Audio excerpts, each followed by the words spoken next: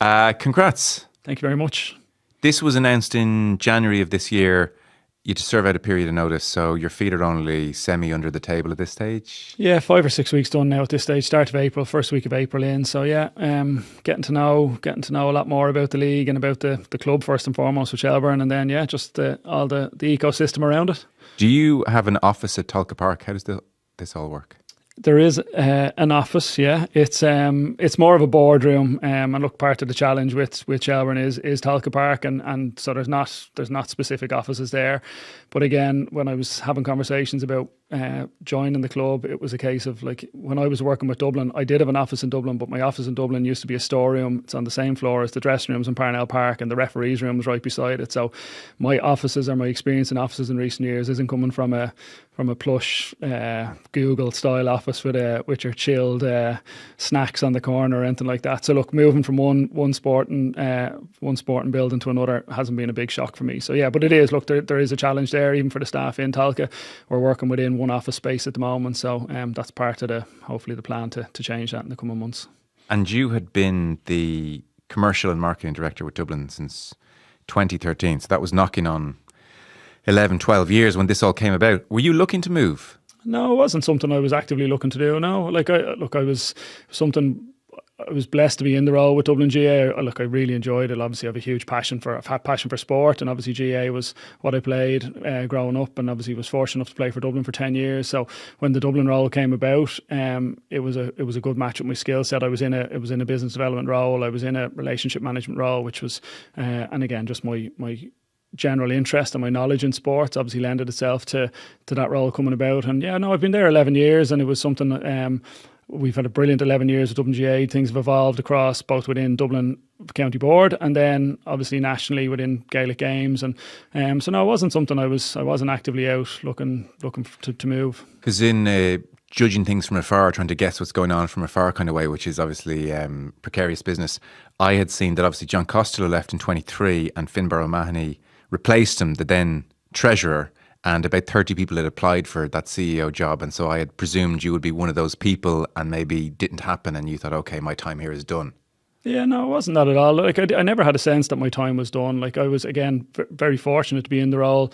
My connection to Dublin GAA was and will always be there. So having the opportunity to work and lead that department from a commercial and marketing perspective, there was always projects going on. So it was something that I've still very much enjoyed doing. So there was no sense of, look, this is something that I have to change, or this is something that I was actively looking to do. But again, I suppose I'm at a stage now where I was 11 years there, and I won't say I was in my comfort zone, but I was obviously comfortable in my role. It was something I did enjoy doing. But I'm a big believer in taking on challenges and sometimes stepping outside your comfort zone and taking on something new. And I think that was one of the things that appealed to me about taking on this opportunity. So your phone rings out of the blue one day and it's Duffer. Not quite, yeah. Do you want to play right wing or centre forward? I don't have the legs, Damien. Yeah, no, there was a bit of that. Like there'd be some of the connection to the board within Shelbourne. I would have known some of the guys in there, so I would have had conversations with them. I'd attended a couple of games last year, purely as a fan perspective. Went in with my son and with my daughter on to some of the men's games, some of the women's games. So I was starting to watch. Look, not just with me, you can see it nationally. The League of Ireland is on an up at the moment. You can see the attendance is growing, and I was one of those who were kind of re-engaging with the league. And so from a working perspective, it wasn't really on my agenda. It was more so I was engaging from a fan perspective, and then conversations just kind of evolved from that side of it, and that's how I ended up in that position. And you're from the area, I guess the Shells was a natural place to take your... Yeah, well, like I'm Kilmarnock at the moment, so I'm north side, and they'd be the closest League of Ireland club. Like my dad would have been Fairview Strand there, Ansley Bridge Road, straight across from Fairview Park. So like when I grew up, it was kind of going out the back gate of my granny's house, and it was predominantly always down to Crow Park. But there was occasions where we were down in Tolka Park, and I've fond memories of going down and watching Stephen Gagan scoring goals for Shells. And so again, they definitely were the closest club from a geographical perspective, and I suppose that's part of the opportunity for Shelbourne, is to try and engage with those parts of Dublin and to see if we can grow that fan base. So I guess when you're having these conversations, you're very curious to try and mark out, well, what is the role? Because CEO can be a broad role, not least at a League of Ireland club. How do you see your role? What are you responsible for in the main in the coming years?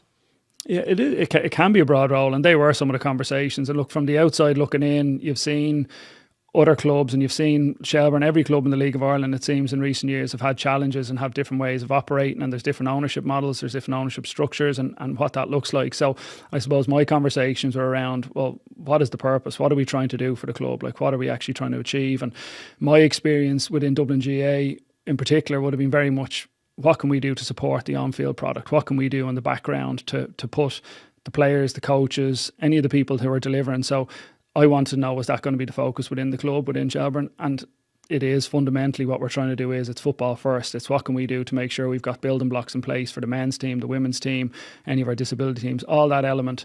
And that to me is what I'd see one of the primary roles as. And then after that, then it's from a stability point of view, from a resource point of view, a revenue point of view. And for me, it's to come in and put a structure on it. And you could see, and obviously based on results last year, they were leading in terms of on-field performance. They're performing really well. The women's team won the cup, and you can see there's a high level of performance going on the field. The challenge now is to match that off the field and bring that level of structure and professionalism, and that's what I view my role as. Okay, so it's more that off the field structure as opposed to football operations. For instance, that's all about current manager, but say a manager has to be replaced, which is a part of football. You won't necessarily be hands-on in those footballing decisions, transfers, managerial appointments or sackings. No, like again, there's a football operations department, to answer your question. So again, when it comes to football logistics and football planning, we have a department that looks after that. So again, I will ultimately, as CEO of the club, there'll be an element, I'll have a communication and I'll have an understanding of what's going on there. But I don't see that as my primary role. My primary role is effectively all the off-field elements of the club, and to try and drive that element on. Yeah. So I noticed Shelbourne in their statement when they announced your appointment, they were talking about your time with Dublin, and they said Quinn has spearheaded an era of remarkable commercial growth. And so I guess this is a big part of what they're looking to tap into. Every League of Ireland club is. So your job is to come in and make this thing as financially viable and successful, amongst other things, as possible. They want your commercial experience. I would think that's a big part of it. Yeah, it is. And again, that's one of the big challenges, and it's something we need to look at as a club. And every club in the League of Ireland is looking to do it. Every sports organisation in the country is looking to do it. And what can you do? What structures can you put in place to be able to deliver, whether that's from a sponsorship revenue, whether it's from a partnerships, whether it's from ticketing, and it's across the board. And again, that is fundamentally one of the building blocks for how the clubs become sustainable. From the outside looking in, there's huge challenges already for clubs from a revenue perspective and from the costs that are going out.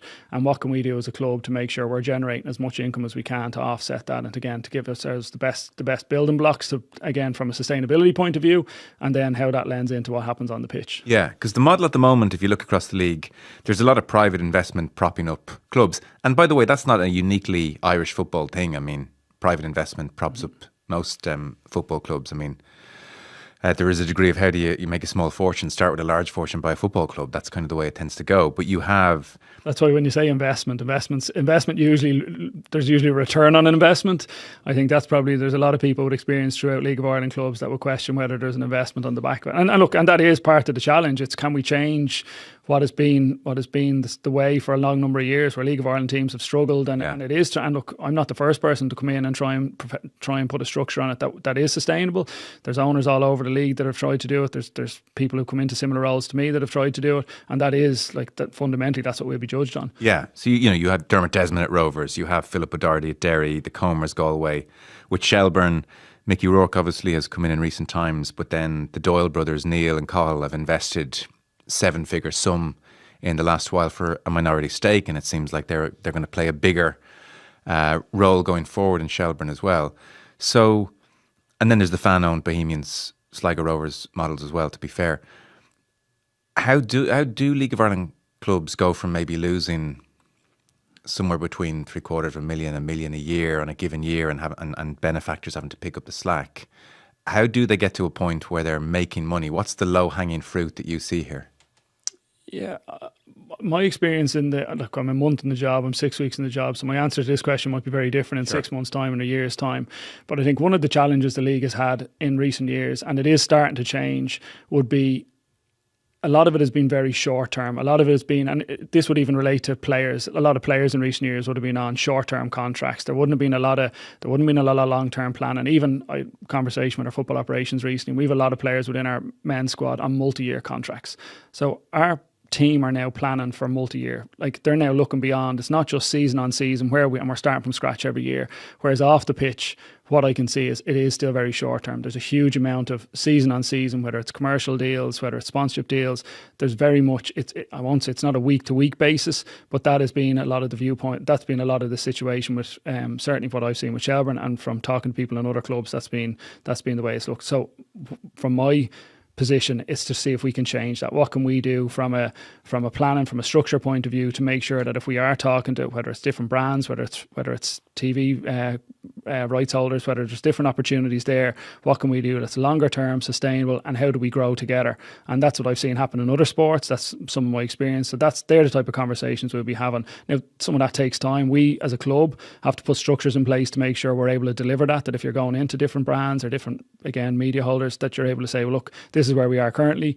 What are your needs and expectations? What are you looking to get out of it? Is that something we can help you achieve? And if we can, then we put in a proper plan. And if we say we're going to do something, we have to deliver on it. And I think they're a couple of the areas that, from my experience, that you can grow. And I think that's one of the, from a revenue point of view and from a commercialisation of a sporting organisation, if you put those building blocks in place, you have an opportunity to continue to grow. Yeah. And so what do you suspect is the likely model for a League of Ireland club in terms of like percentage of revenue? As in, take a stratosphere away in the Premier League, TV money is the thing. Whereas I looked at the most recent finances for the League of Ireland in 2023, and the reporting was that about 40 million was generated by League of Ireland clubs as a whole. So ticket sales were the biggest chunk of that. Just shy of 30% of the money was via ticket sales. And then next highest was about 20% from player transfers. I didn't actually see where TV money came on that front. That was before the Virgin deal. I know things like UEFA's solidarity money has gone up in a big way this year. Shamrock Rovers are making plenty of European prize money. But for clubs like Shelbourne, like, is TV money ever going to get up to 15, 20, 25%? Like, has the Virgin deal, subsequent to those figures I've read out, changed that percentage massively? Has that been a big infusion of finances? Because we don't know much about the Virgin deal. Yeah, no, I don't believe so. And look, I'm not going to sit here and say I know the exact detail of it at the moment. But I think the challenge for us, like the things you've outlined there, growing the fan base. Well, like, Tolka Park is our home stadium. Can we improve Tolka Park? We've capacity issues for certain games. Where my first home game was Bows at home, there was 5,500 people at it. I would say we comfortably could have had 7,500, 8,000 people in on the night. That's not going to be every week, but we now are averaging, like, attendances are up. Our average attendance is 4,600 for home men's matches at the moment so far this season, and we haven't seen it dropping off. In like, I know in previous years, again, anecdotally, you'd be talking to people who've been in the league a number of years, and the league might start particularly well the first couple of weeks, then it might drop off during the season. We haven't seen that. And I think that the challenge for us then as a club is, can we make sure that when a fan is coming into the ground, they're having the best experience possible? Is there food and beverage available? Is there retail available? All those elements tie into revenue. So to answer your question, that's something for us as a club that we have to get better at. There are challenges within Tolka. It's an old stadium. It's very limited on space in terms of access, even for parking. That's one of the things. Even little things, they might seem like little things, but the more little things like that we can improve. If we can improve parking for people coming into the games, there's more opportunities for family to come down, and it's easier. So all those things are areas we're looking at the moment. And for me, then, that's how you become more sustainable. Can we grow that we now have that 4,500 people grows year on year? But do we have the space to do it? Do we have the fan experience to do that? And that's part of the challenge, and that's something we're working towards. And I think that's one of the things I've enjoyed in the first 4 to 6 weeks is getting to be in around there on match day, seeing our current supporters and our current fan base. And it fills me with energy, to be honest with you, going to those games and seeing them at games and engaging with them. And I think that, to me, is something. I think the more people that come and experience that and are there on a Friday night or a Saturday at the women's games, or there has been some Monday games. Monday games might be as good as the Friday night ones, but I think the more people that come and experience that, from someone who's a sports fan, loves going to watch live sport, loves going to experience games, I can only see it growing if we continue to make sure that they have a good experience when they come into the ground. Yeah. No, listen, things like parking are not small. Anyone with kids, one of their first thoughts going anywhere is, what's the parking situation? And it's not good at Tolka. So I guarantee that puts off people at times. The Save Tolka Park campaign was successful, and it's great news. Like, what a travesty if Tolka Park went. So Dublin City Council and Shelbourne have agreed a 250-year lease, so that should probably see out your tenure Yeah, as I would have thought so. We'd be safe there. CEO. But as I understand it, the onus for redevelopment is on Shelbourne. It's like, okay, save Tolka Park, here you go, have it. What are you going to do with it? That's the question. So what's the plan for Tolka Park? What's the timeline on it? Talk to us, because as you've outlined, it's key. It is key, yeah. And I suppose we're in the initial stages of trying to work out what that looks like. There's what's called the new stand behind one of the goals where the dressing rooms are, and unfortunately that's not usable at the moment. There's been issues from a historical construction point of view where there's been we need to get remedial works done. So there are elements linked to the lease from Dublin City Council to Shelbourne, and we as a club have to rectify those before that's completed. So we're in that process at the moment. Again, that would potentially have 850, 950 seats available to increase the capacity. So that's something, again, as part of the longer term lease, that's critical. But even back to my earlier point, is to grow and having an ability to have more people in, and that's something you could certainly have as a family stand and as a viewing point. And so there's areas like that we're looking at, but that does need quite a significant amount of investment and money to pay for those works. So again, that's what we're looking at as a club.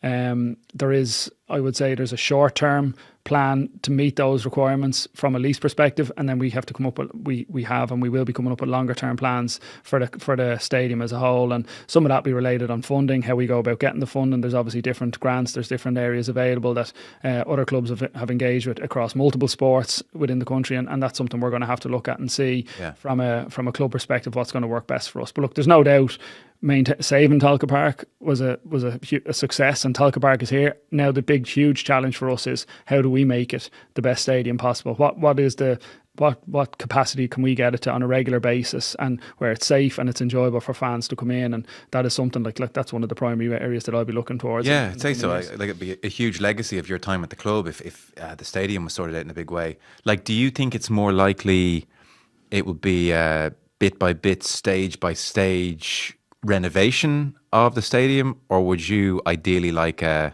set a 10 or 15 year deadline, get the funding in place, knock it down, build something new, modern from scratch, a la Tallaght Stadium, for instance? What's your preference? You 50 million or 60 million lying in the corner to cover the full rebuild. Surely straight Neil away. Doyle has a few quid behind the couch, no? I don't know if you could ask him that yourself. It's look, I think that's they're part of the conversations, and look, I think we're in a step-by-step process at the moment to see what the best long-term plan is. And again, a lot of it will be related to cost. We're going through a process at the moment to find out how much is it going to cost to fix a roof, or how much is it going to cost to do the remedial works in the short term. What does that look like? What can we get it up to that stage? And then there is a longer term plan. Like, look, the reality is when you walk in there, there's a magic around the place on match nights, and you can feel the fan experience, you can feel the environment that the supporters create. But the reality is you go in there this afternoon and you're looking around, and there's huge work that needs to be done. There's huge work ongoing at the moment, and look, it's in the stand. We're looking at the pitch as well. Like, there's a number of different areas within it that we're focusing on at the moment, and it is to try and come up with and it's back to that sustainability word. What can we do that is realistic from a cost perspective? So you have your ongoing operating costs of a club, but then you have the cost of Tolka, which is going to be another element. So that is something. And like 50 million is an extraordinary figure. Say that's what it costs. Sorry, I just threw that at the top of my head. I'm not basing that on anything. I've no idea what a stadium costs. Yeah, but I mean, like, I don't know. Even a club like Spurs, which is gargantuan by comparison, has to invest heavily in like £1 billion stadium and leverage itself and do all those kind of things. Like, is it as simple in your understanding when you say funding, you take whatever government funding might be available, but like, it's just about, well, we have to either go to a bank or get private investment, and that's how we would build a stadium, and it's kind of that simple, bluntly. Yeah, there are different ways to look at infrastructure, and sometimes it is through government funding, there is other opportunities with grant funding. I know the league are looking at the facilities as a whole. It is a challenge for the whole league, and I think that's something that will be front and centre of any strategy going forward, both for individual clubs and for the league. And I think there could be a bit of joined up thinking as well in terms of how we raise funds. What does that look like? And I think they're the conversations that are going on at the moment. And I think one of the things that has encouraged me since I've started, and again, it is my experience in other sports, is while on pitch, there's always going to be rivalries. Managers are going to have rivalries. Fans are going to have massive rivalries. clubs need to be able to work together. They need to be professional. They need to be able to off the pitch. And nothing in my first 6 weeks has made me think this isn't what's happening at the moment or isn't what's possible. And it's the same. We need to work with the league office and look to work together and find out how do we come together and show, as a product, the League of Ireland is delivering this in the country. Yeah. Now we need support. This is what we need. And look, you've seen it. And there's talk around the academies at the moment, going in looking for funding in terms of League of Ireland academies. And there's really strong work being done by the league office on that at the moment. And the more clubs can come together and show that, I think that's where the challenge will be. And facilities will be part of that journey as well. Yeah. Do you ever envisage a time where like the TV money will be significant? Will there be an RTE Virgin Media bidding war for the next round of rights, or do you suspect that's always going to be relatively small given the population size? It's a difficult question. Look, possibly with the population size. Look, let's look at other sports in Ireland. Like the GAA are probably in a similar situation in terms of their media rights. Again, slightly different because the GAA is such a national sport in terms of it's not going to transfer internationally. But again, the League of Ireland product at the moment, sorry, when I say the GAA is not going to transfer internationally in terms of from a media rights perspective. So it's probably similar in that aspect. So I don't know that we're going to get into a situation where, look, you've seen what's happening abroad in some of the bigger leagues, and there's crazy money going on in terms of rights holders. So I don't anticipate it going to those levels. Yeah. But I suppose the continued growth, and if the league continues to evolve and develop as it has in the last couple of years, I think we'll only keep growing those the interest levels and the encourage in terms of the engagement, and TV companies will see that and view them, like you know better than me from a Virgin your experience over there in terms of what they look at with viewing figures and engagement and all that type of stuff. So this deal at the moment is a brilliant deal, and again, you now have Virgin covering the leagues, you have RTE covering the FAI Cups, you have TG Car do brilliant work with the Women's League and some of the Women's Cup games. So from a coverage point of view, again, better than ever. It's better than ever. Yeah. And again, you'd like to think that, again, the numbers are reflective of that. And I suppose that's something that we learn. LOI TV, again, is also another really good resource. Again, the opportunity to watch games. So I think from a fan perspective, there's a great opportunity to see as much football as possible at the moment. And again, the more that's out there and the quality of product, and from what I can see, again, the product on the pitch is improving, and if that continues to be the case, then I don't see why there isn't growth in other areas. Yeah, and I guess maybe the next question is kind of anathema to the Tolka Park fan who's been there for years and loves the kind of rich, authentic feel of the place. But I suspect you must be thinking about how the league for generations has failed to tap into corporate Ireland. There was talk, obviously, of the game at the Aviva Stadium next month against Rovers. I don't know if that's happening or not happening. But I presume part of that is, how do we tap into corporate boxes, corporate money? How do we make the league a destination point for businesses to take their clients, etc.? Now that kind of there's a tension there with like what people see as the best parts of the league, and you're going to slap a bit of corporate on it. But I'm curious for your thoughts on that. Is that an area you're thinking about? Because Dublin would have done that very well. Yeah, I think you have to be open to trying different things, and I think as a club that's something we need to, like, you can't lose sight of your fundamentals, which is your fan base. You're again back to what's best for the team. Is it in the team's best interest to play a game in a certain situation? That'll always be the first question, and then you step on beyond that. So there won't be decisions made within the club purely on a 100% commercial perspective. It'll always feed back into there's key stakeholders throughout the club. So it's having that making sure we don't lose sight of that, and I wouldn't anticipate that happening at all. But there's definitely opportunities when you go to different stadiums or into different environments. But there's huge opportunity in Tolka Park. Absolutely huge opportunity. It's never going to be a brand new stadium. It's never going to be like you mentioned Spurs Stadium earlier on. It's like taking a spaceship and dropping it in North London. Like, it's a totally different world. That's not what we're ever going to get to. And that's okay, but we can still do huge work within Tolka to improve it. I don't know that we're going to have 15 corporate boxes and people sitting in behind glass having a glass. But again, I don't know that we can still connect with corporate Ireland. We can still connect with sponsors, with different elements of I would say, from a professional point of view, where we don't need all of those things. Like, it's not going to be an experience of going to, like I said, a Spurs stadium. That's. I don't think we need to get to that. There's still opportunity in terms of what we have within our own stadium, and I think it's up to us to make sure we put that in place. You kind of jumped into the league at such an interesting time. The boom in popularity, it's this very organic thing, and the TV coverage is followed. But equally, it would seem like relations with the FAI are at an all-time low. Your manager is absolutely scathing of the FAI on a routine basis. I think this year he said, I'm just not talking about them anymore, but we know his feelings. Stephen Bradley's scathing of the FAI. He does not think the right people are running Irish football. Do you agree? That's not my experience, I suppose. Like I said, I'm 6 weeks in the role. Obviously, I can't speak for Damien or Stephen or anyone else. Like, they have their own viewpoint on certain things.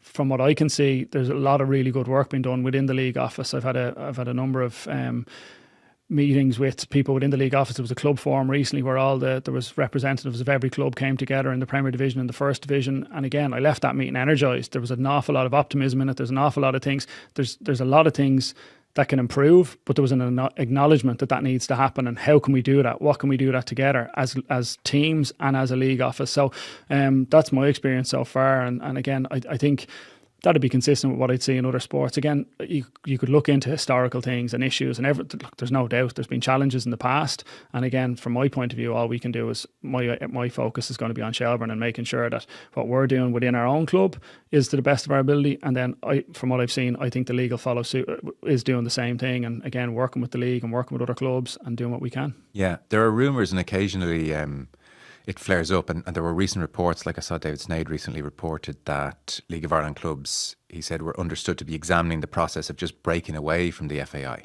Do you think that would be a good move, a good idea? I honestly don't know, Joe, to be honest. Again, I think that's something maybe in a year's time I'll have a better feel for and a better understanding for. But again, where we're at the moment, you're working within the league office. And I know, look, it is, and I read some of the articles around that, and you can see like the models within different leagues and how it works. And there's pros and cons to having a situation like that. And I think that's one of the challenges for the league. And you can see, again, back to the league are going in and they're talking about academy funding, and the league office are doing a really good job. The FAI is obviously a much bigger animal in terms of the national teams and what it covers and what it does. So there's obviously elements in there that they're continuously trying to improve. And that's something from what I've seen, there's good people working in the league office, good people working in the FAI. They have their own challenges, and that's something they're working to try and get better. So I don't know whether separating from the league office or separating from the FAI is the right thing to do going forward. And it's something, again, I think it's one of these, with continued growth, lends itself to questions like this. I don't know that might have been a question a couple of years ago. I don't know if the league would have been seen as being in a position to do something like that. So again, that's probably just testament to the work that is going in. Yeah. And again, the challenge for every club out there is to try and continue to build on that. A real frustration, amongst other things, that the academy situation is being addressed so slowly. Brexit is now nearly a decade ago. You know, so like this has been well signposted that the future for Irish footballers was going to fall into the hands, most likely, of League of Ireland academies. And it seems like not enough has been done, or certainly not quickly enough. Like with each year that goes by, it's another group who maybe have missed out on the chance to give themselves the best chance of playing professional football. So like recently, the National League Committee, which is, you know, in a sense, the League of Ireland clubs, they get onto the FAI and they said, can you just give us all the information? We want to see everything you've said to the government about this. Send it over to us. We want to see what's happening here. And I took that to imply, we don't really trust that you have been making proper representations. Show us what you've said. That was my interpretation of that. Did the FAI provide the League of Ireland clubs with that information? Do you know? I don't know that I say it's a lack of trust. I think again, I think it's healthy to ask questions. I think if you're all on this journey together and ultimately the academies fall into the club's remit, I think this is normal to ask questions like that. And I know there's an audit being done on the academies at the moment, which is being led by the league office, and that's happening over the next couple of months. And I think that's in conjunction with the government. And I think there is a frustration that it should have happened quicker. Again, I'm coming into this role, and these are things I'm listening to and I'm learning, and I'm trying to get a better understanding of as to what has happened, why has it taken as long as it's taken. And again, from my point of view, what can we do to make sure it does happen? What can we do as a club to make sure we're in a position what are we doing to make our academy in the current position to be as good as it can be? And then do we need to work with the league office? So again, back to this, the audit that's going to happen in the coming months, be as open and as transparent. And again, I think that's critical in terms of, because the information that goes back to government, this has to be real, it has to be raw, it has to be, this is where it is. Our players are not getting enough time, they're not getting enough resources, they're not getting enough support. What can we do to change that? And I suppose as a club, that's something I know we've had a number of internal, like even in my first month, they're some of the central conversations we've had in terms of the academy, in terms of what the plan is. So I think that's ultimately something we need to make sure that we're all rowing together. And this is back to the have all your rivalries on the pitch, but as clubs, we need to be communicating with each other. Okay, what is happening from an academy perspective? Talk to the league office, talk to the government, and obviously the pressure needs to come on. And that to me is how we, and hopefully it's not as slow. And look, there seems to be, I know in the government manifesto there was a number of line items around FAI and academies and different things like that. Now they have to action it. Now they have to follow through on it, and it's up to us as clubs and it's up to the league office to make sure this is the information you need. This is what you're looking for. Here it is in black and white. This is the current situation. It's not good enough. It's going to have an issue. It is going to cause issue coming down the line. What can we do to rectify it? And again, make sure we're putting enough pressure on that this isn't something that can be kicked to touch again. Yeah, it's a bit of a mystery looking in from the outside. I even remember Micheál Martin was in studio with me several years ago, and he said in a very convincing way, we're going to have to do something about this. The League of Ireland academies money will have to be set aside years ago. He understood the ramifications of Brexit. And we have, well, I don't know. You're saying it's not a lack of trust in the FAI. I think the clubs want to see the information. I think it was pointed. I think there is a lack of trust there that the FAI have made proper representations. And you have the Minister for Arts, Media, Communications, Culture and Sport, to give him his full title, Patrick O'Donovan. The latest round of funding, again, nothing done for these academies. And it's kind of put to him, what's going on here? And he says, look, there's an awful lot of stuff there for sport, because other sports receive funding. Mm-hmm. There's a lot for the arts, communications, and everything else as well. And it was kind of put to them, like, this is kind of an urgent situation in Irish football. He said, look, it's better to ask in a year, or definitely after 6 months, and we'll see how we're getting on. It's a 5-year project, or a 5-year term of government, even though Micheál Martin was in the last government. So somewhere here, FAI, I don't know to what extent you could blame League of Ireland clubs, but Irish football and government has like failed spectacularly here. It's like a lost decade. You know, I know you're just arriving on the scene. I'm not holding you account. Yeah. But like, I'm looking into this and everyone's looking into this, and we're looking at the fortunes of the national team, and everyone wants that team to do so well and the league to thrive. And it's like, I wouldn't call it a scandal, but like you couldn't defend it. And I'm not. I know you're not, but you know, it's crazy. And it is. And I think back to, I suppose, from where we're going forward, who is accountable? What does accountability look like? And again, you said what Micheál came in how many years ago. And I remember watching that clip and I was there going, geez, that's interesting. Let's see if they follow through. And it hasn't happened. Again, the government last year came out with, we're going to, as part of their government manifesto, these are things we're going to look at. Again, what do we need to do to make sure the pressure has been going on, that they can't turn around and say, oh, well, the league or the clubs haven't done X, Y, and Z. Yes. And I think that, so from our perspective, certainly as a club, we're going to say, well, what can we do to make sure every bit of information, we're as transparent, we're as open. This is where we are at academy-wise. This is where we are performing-wise. And we have a large focus on our academy. There's brilliant work being done. And again, back to, you talked earlier on about the volatile financial positions.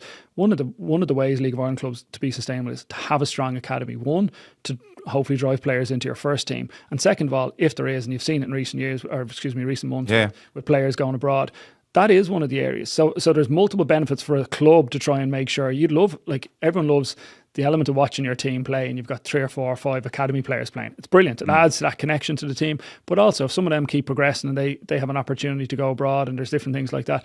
So there's an onus for us to make sure that as a club we are doing that. And I know that's certainly front and foremost in terms of what the academy side of our club are doing anyway. Yeah, and maybe that's a really salient point.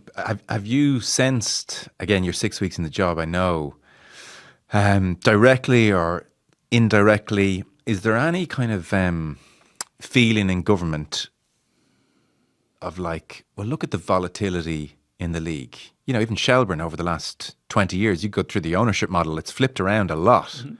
Mm-hmm. You look at the situation in Dundalk, which is horrendous. Is there any sense of, well, have these clubs earned the trust to warrant millions of taxpayers' money? Like, are they stable enough? Are they open enough? Are they transparent enough that we can just hand over taxpayers' money? Is that part of the slowness here, do you suspect? I honestly don't know. Like, you'd obviously, like, if it is, then why are you putting it in your government manifesto? Why are you coming in and speaking on? You campaign and poetry and all that. Yeah, and I suppose, and this is it. So it's up to us then in the current situation to try and hold them if this is part of the plan. So if someone is coming out, whether it's part of your campaign and your, this will get me elected, this is what people want to hear. And I think that's part of the challenge. Look, there's no doubt there's been massive challenges for the FAI as a whole in the last number of years, and they're working through that. And from a club perspective, all I can see is what can we do to make sure that we're putting our best foot forward. And again, it is back to that, even the audit going forward, and sometimes my experience, and again, this isn't with Shells because there's only, like I said, I'm sure. But sometimes when someone comes in from the outside to look at what you're doing, you're nearly kind of saying, oh, well, geez, you're nearly papering over the cracks. Geez, don't show them the real thing. It's like someone comes into your house, you fire everything into the utility room because you don't want people to see what the real world looks like. For me, with this audit, and I would like to think clubs will be the same, this is the reality. This is what it is. Don't be bringing in equipment that you don't usually have, or don't be getting something in, or, we need to show, that'll be my perspective on it, because that is where we are really. And if you do that properly, if you show it, and again, the challenge is, if funding comes in, okay, how is that administered? How can we make sure it goes to the academies? And they're all legitimate questions. I don't have a problem with those questions. Yeah. But I don't think any club would have a problem saying, well, here's the structure, whether we have to ring fence money, whether you have to put a proper, whatever way that looks like, to make sure it is going directly into the academies. Because I think fundamentally for the league to continue to grow, and for players, and obviously this all feeds back into national team and players that we're producing, and opportunity for players. And I think ultimately if we get to that situation, it'll benefit everyone in the long run. So you'd like to think, if they are hesitant at the moment, it's up to us to make sure we're making sure here's the information you're looking for, and you're like, it's in black and white, and you're knocking the door down, and you're continuous, and that's all we can keep doing. And again, as clubs, and certainly from a Shelbourne perspective, that's what we'll try and do, keep building our academy as it is, and then what can we do from the outside to ensure there's more funding coming in. Yeah, I saw a press release. You signed a new deal with the AUL FAI Limited for like an 18-year lease on 4 state-of-the-art pitches, great infrastructure for the academy. Yeah. There are 450 footballers on your books as such. Yeah. So that's great news. So for the next 20 years, give or take, there's proper facilities for all of those teams. There is, and look, there's no doubt, like, facilities is probably the biggest challenge within Dublin, and something I would again seen through my experience with the GAA, and trying to find those facilities, trying to facilitate where teams train, having that base. So having the AUL and having that agreement in place is brilliant, and it gives, again, back to that building block and making sure there's a consistency there where teams can go, and having the ability to deliver a proper academy. And are the coaches at the moment, like, are they largely volunteer? Are they paid? Is it like almost expenses? Like, what's those 450 aspiring footballers? Like, who tends to be coaching them? Yeah, there'll be a mixture. Like, there's an academy director there. We'd have a number of coaches working full time within the academy, and then when it comes down to the actual managers of teams and coaches of teams, there'll be a mixture between volunteers. And again, it's trying to upskill coaches. It's trying to have a consistency across. Again, every club talks about values and standards, and sometimes these are easy words to paint on a wall in a dressing room, but what does that actually look like? What does your academy stand for? What are we trying to do here? And I think they're all questions, again, in the first few weeks that I've seen. These are things that we're looking at as a club, and they're ongoing. And when I say looking at, not since I've come in, these were in place, and there's brilliant work being done. And I think if you look at that, it's reflective in terms of the players Shells are trying to bring through, the growth of, and again, making it as feasible as for as many people as possible at a certain level to come in and play. And that's on the male side, on the female side, and making sure we're matching up, because a lot of that comes back to one of the biggest positives for me, again, back to the initial conversations with why would I be interested in something like this? It was back to that one club model. There's a men's team, there's a women's team. Again, from an academy perspective, are we facilitating both? We have a very strong women's team at the moment. Women's football is on a journey at the moment in terms of trying to grow, and that's something, again, as a club, we have to make sure that's front and centre. And again, when we're looking at academies, when we're looking at funding, when we're looking at facilities, can we facilitate both? I know you said there's a football operations. What happens, which is not your remit, what happens when you've an 18-year-old superstar in the academy and an offer of $500,000 comes in from the UK and Damian Duff comes into your office and says, please don't? I look forward to having a conversation like that. That'll be a great position to be in. And I think that's part of the challenge of the job. And I think genuinely that's something like that'll be a brilliant situation, because then it shows your academy is producing players of that level. If you have a situation of, well, he's progressing within the team, we'd like to keep him, and then just it comes down to a reality as to what is the best for the club long term. And I would like to think that wouldn't be a difficult position to get to within. Again, from what I've seen, everyone within the club, there's a brilliant energy within the club, and there's a brilliant, there's a harmony there, that there's very much a shared vision. And look, things can change again, and when it comes down, and I've been in enough dressing rooms to know you can have heightened emotions with things like that. But I think that'd be a brilliant conversation to be having, and I wouldn't see it as being. I'd see it as a great thing rather than a challenge. Yeah, and you've a big say in that aspect of the business in your new role. Yeah, I think that'll be a conversation where it will be a joined up conversation where you'll be sitting there looking what is best from the football side of things, what's best from the club side of things. And again, today the answer might be different than what it is in 6 weeks' time or in 2 years' time. It obviously depends on the financial position of the club. It depends on where the team is at. It depends on the player itself. Again, sometimes players have quite a bit of power in terms of, do they want to stay? Are they turning around saying, look, I have an opportunity to do something here, let's go. So there's obviously so many factors in that. Like it would very much just be a case of, let's come in, let's sit down around the table, have a conversation, have an open conversation. And ultimately, the way I look at it is, you're making a decision on what's best for the club. And yeah, that's pretty straightforward, to be honest. The joys of your new role now is that, like, the League of Ireland's always kind of bubbling away. There's always stuff. So for instance, and this is not an important long-term question, but your manager was standing on a grassy knoll watching a match with looked like a chair from a hotel wedding beside him, and he said it was a mortifying picture for the league, made the league a laughing stock.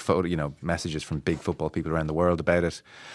Like, he was asked specifically, was he not offered an alternative spot in the stadium, and sort of sidestepped that answer a little bit. Have you been on to Bowes? Has anyone been on to Bowes? Like, I would find it hard to believe someone in Daily Mount didn't offer him a fairly reasonable position in the stand. What's going on here?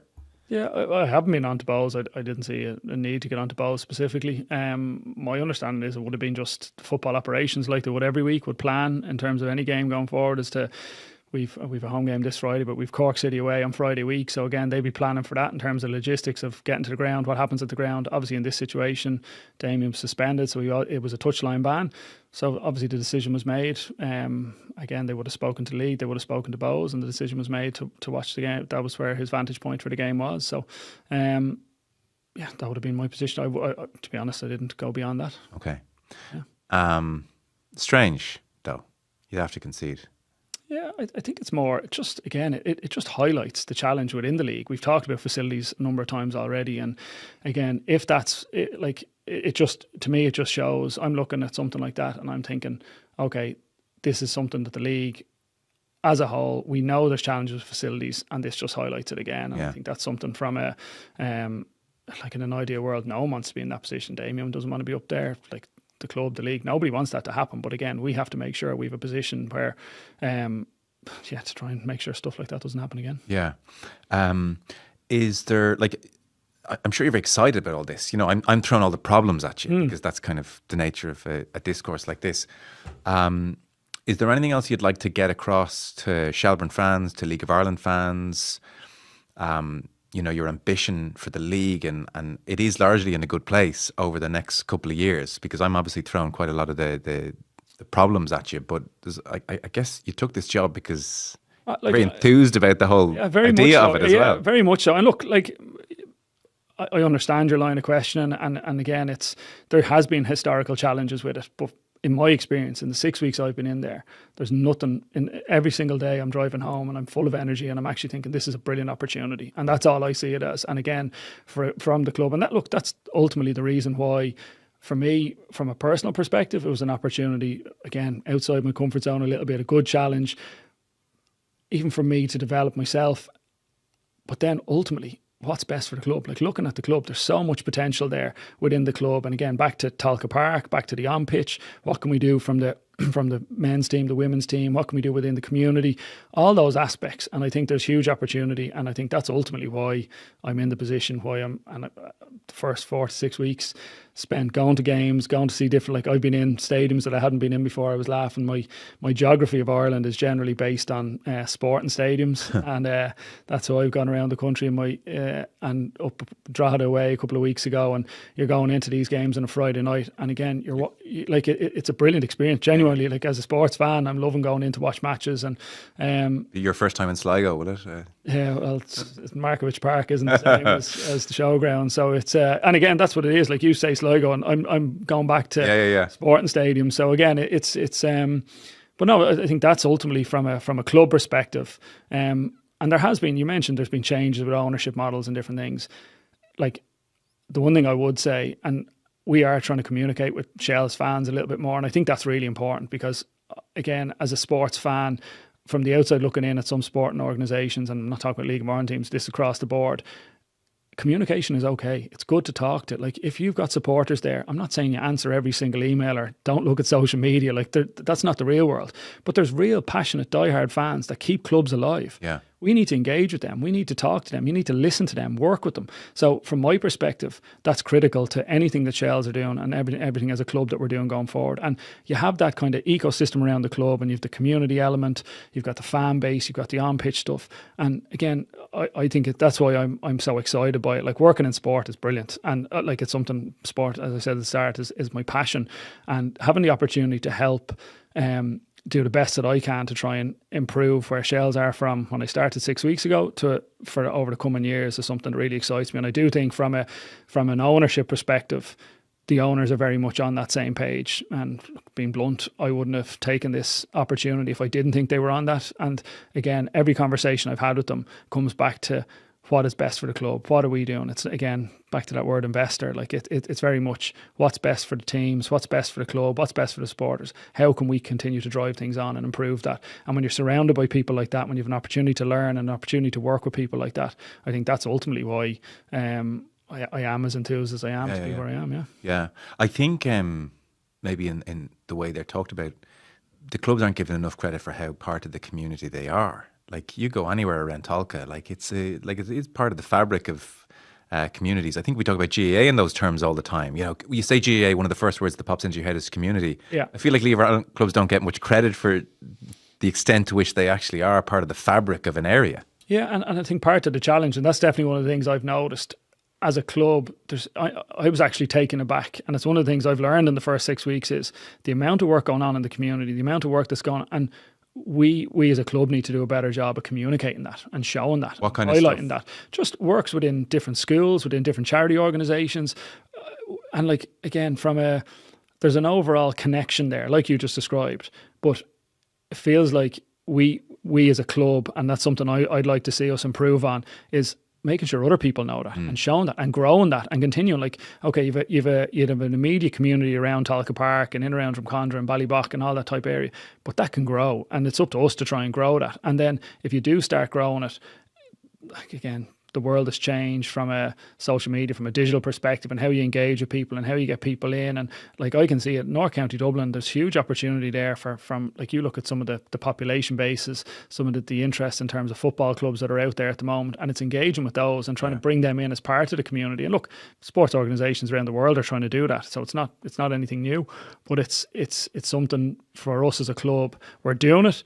And then it's, again, how, like, you said there was an announcement yesterday about the AUL. We also announced our second full-time community officer has started, Kristen Semple, and she's working a lot of it from a community element, and then a lot of it on the women's side of the game, and growing. Again, Tolka Park on a Saturday afternoon is a brilliant environment to bring your kids down. It's not as big a crowd. They're trying to grow that element of the crowd, but a Saturday afternoon, 4:00, and it's a brilliant environment to come down, enjoy that game. That probably has an even heightened community feel than what a Friday night does, because it's back to, you're kind of walking into the ground, and it's a brilliant atmosphere. So again, that's where we're looking. So when we're targeting growth in that area, but that comes down to people, having good people, going out into the communities, engaging with the communities, and I think that's something we're going to try and keep doing. Yeah, and I guess because in some ways, like, the whole thing is now ready for liftoff. Like, there's so many new things you can do. Like, it did strike me, looking on over the last year or two, this thing is ripe for like a Wrexham style documentary. I know we mentioned Duff on the Hill and we're saying, God, it's terrible, but it's also bloody entertaining, and the pic goes viral, and there's kind of a richness to the league. It's like that hashtag greatest league in the world. Like, I saw some YouTube guys who get gazillions views going to different stadiums. They were there the night the floodlights went on the first night. But they weren't sitting there going, God, well, this is just a fiasco of a league. They were saying, I think it's just so authentic. Yeah, they were lean. They were like, this is kind of magical. And no one's in a bad mood. The lights are gone. Is the game going to happen? We don't know. And like, I don't know. I fail to see how a behind the scenes Damian Duff Shelbourne documentary on Netflix doesn't do good numbers around the world. So all of these kind of things are there maybe to be leapt at. I won't lie, I was happy to be at home on my couch the night the floodlights Where's the CEO? That was definitely one of those situations where my phone started hopping with a couple of my friends and a couple of people going, are you in Tolka Park tonight? And I was like, I was glad it didn't work out that night for me. I wasn't able to be at that game. So different challenges, all right. But like, again, but that comes back there's also a magic to it in a way. There is, and it comes back to, again, where the league is at the moment and the possibilities and the coverage, and it comes back to having a consistency of having a game every Friday night, having more radio coverage, having League of Ireland TV keep improving its level and its quality. And again, all that feeds into growing that level of interest. And there is an interest. We've brilliant characters in the league. We're fortunate within the club. We've brilliant characters within the club. The manager first and foremost. But again, we've brilliant players. There's brilliant people in the background. And football is so much, like, it's technical. The fitness levels, like, the football is very, very enjoyable to watch. 100%. Well. And that's why, so to answer your question, yes, there likely is an interest in things like that. Could something like that happen in the future? Again, I'm open to, I think as a club and as a league, people should be open to having conversations and having real life conversations as to, is this something, again, is this the benefit of the club? Yeah. I was actually part of a behind the scenes documentary with Dublin back in 2005. I remember it well. Yeah, I'm sure you do. It was great though, but I still remember that team in a way because of it. Yeah, and again, like we'd like Dave Berry come in from RTE at the time, and I remember at the time there was a little bit of within the dressing room, geez, we can't have someone with a camera here all the time. This won't work, and you're guarded, and like you're nearly looking around, and it was nearly like he was an outsider, obviously coming into a dressing room. Very quickly that changed, like, and it's amazing. I look back, I only watched it, I think it was over COVID. It was one of those, was nothing on. I flicked at it, and it's amazing the footage and the content he had. And it was brilliant, and it was great. I have to say, the year didn't end the way we wanted it to end, but to have that footage and to have it there, I was like, geez, this is brilliant. This is class. And he was amazing at what he did. But by the end of it, he was on team nights out with us nearly. Like, he was nearly part of the unit. So again, I have a positive experience of a memory of that. And again, there's as a sports fan who'd watch a sports documentary on nearly anything at the moment, we're probably oversaturated maybe these days. With bad ones. Yeah, with bad ones. That's what I mean. League of Ireland want to be good. Yeah. So again, there's definitely things like that we should be open to considering and seeing, is this something we can engage with different people on? Yeah. Well, listen, our time is up. I wish you all the best. Like, brilliant sports person, great experience with Dublin, going into the league. It's brilliant for the league, your appointment. I think that's why there was interest in it, and we were thrilled to get you in to talk to you about it, because you're just a sports lover, and as many people like that involved in the League of Ireland is a great thing. So you're only 6 weeks in. Come back to us in a year. We'll replay this one and see how consistent my answers are. Yeah, and come here. I've been listening to your pod. You're doing a great job. You're having your there's a butt coming. No, there's no but. Your 40th. You were talking about where to go or what to do. So I said I wouldn't come in without a present. So I have a Shells jersey for you on the condition you come down to Tolka Park some evening. You don't have to wear the jersey if you don't want to, but it's a conflict of interest for me here. There you go. So there's a Shells birthday. Amazing. There's a 40th birthday present on behalf of Shelbourne Football Club. Wowzers. Well, I'm only 2 or 3k down the road, so you're target market. We're growing that community, Joe. So you're going to be part of that now. Okay. Next time you're going for a run around your home area, you can represent. But genuinely, thank you for that, and the very best of luck. Is brilliant. Like, an exciting couple of years ahead. So Mossy Quinn, Shelbourne CEO. Thanks, Moss. Thanks, Joe.